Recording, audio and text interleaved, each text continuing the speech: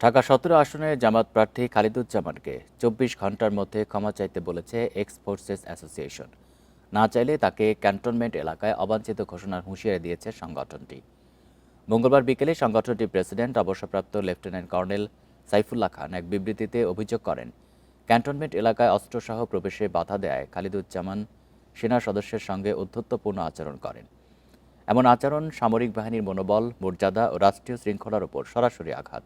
তিনি বলেন, রাজনৈতিক পরিচয় কাউকে সংবিধান ও আইনের ঊর্ধ্বে রাখে না।